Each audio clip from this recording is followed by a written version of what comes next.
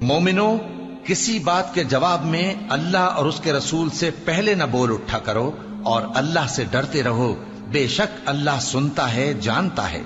ए अहले ईमान, अपनी आवाजें पैगंबर सल्लल्लाहु अलैहि वसल्लम की आवाज से ऊंची न करो, और जिस तरह आपस में एक दूसरे से जोर से बोलते हो उसी तरह उनके रूबरू जोर से न बोला करो।